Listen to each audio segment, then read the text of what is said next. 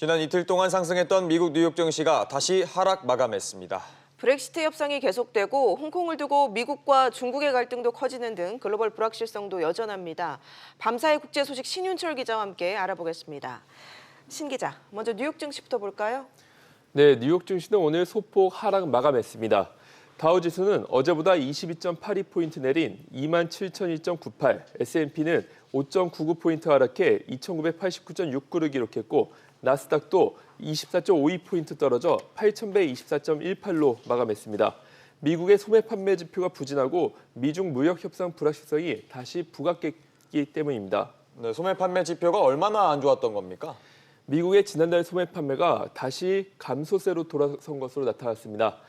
미국 상무부에 따르면 지난달 소매 판매는 전월 대비 0.3% 감소했는데요. 월스트리트 저널 예상치인 0.2% 증가와는 큰 차이를 보였습니다. 예. 이는 7개월 만에 첫 감소인데 월스트리트 저널은 글로벌 경제 둔화로 미국 경제의 핵심 버팀목인 소비가 둔화하는 신호를 보이고 있다고 진단했습니다.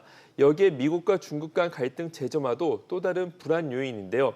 월스트리트 저널은 중국이 미국산 농산물을 얼마나 더 오랫동안 사들일지 여전히 불분명하다고 보도했고 다른 외신은 중국이 농산물 구매 전 미국이 부과한 징벌적 관세가 철회되길 원한다고 전했습니다.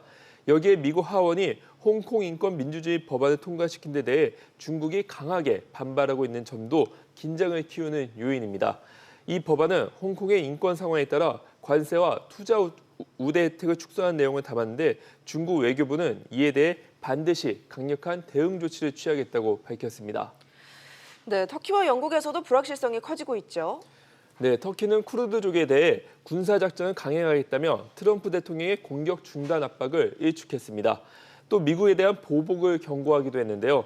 이에 도널드 트럼프 미국 대통령은 터키의 추가 경제 제재 조치를 경고했습니다.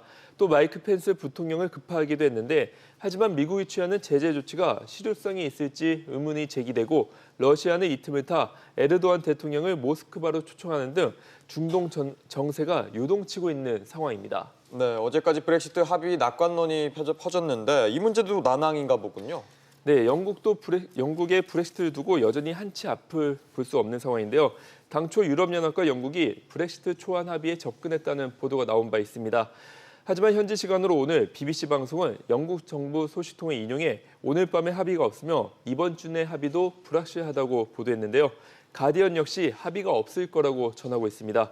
이에 따라 내일까지 열리는 EU 정상회의에서 브렉시트 합의안 승인을 추진하겠다는 협상당의 원래 목표가 안개 속에 빠지게 됐습니다. 네, 이렇게 글로벌 불확실성이 커지고 있는 가운데 미국 연방준비제도가 베이지북을 공개했다고요? 네, 미 연준의 미국 경제동향 종합보고서 베이지북이 조금 전에 발표됐는데요. 베이지북은 경제가 완만한 속도로 성장 중이고 기업들의 확장 자체는 지속될 것이지만 앞으로 6개월에서 12개월 내 성장 전망을 낮게 보고 있다고 밝혔습니다. 일부 지역에서의 지속적인 무역 긴장과 글로벌 성장 둔화가 경제 활동에 영향을 미치고 있다고 지적했는데요. 국제통화기금 IMF도 반기 금융안전 보고서를 발표했는데 이 보고서는 미국과 중국, 일본 등 주요 8개국의 전체 기업 부채 중 40%가 채무 불이행 위험이 있다며 이 규모가 2021년에 19조 달러, 우리 돈으로 약 2,600조 원에 달할 것이라고 분석했습니다. 이는 주요 선진 경제권의 금융 안정성에도 빨간불이 켜졌다는 의미이며 글로벌 통화 완화 기조가 전 세계적으로 기업 부채를 키웠다는 게 IMF의 판단입니다. 알겠습니다. 신 기자 얘기 잘 들었습니다.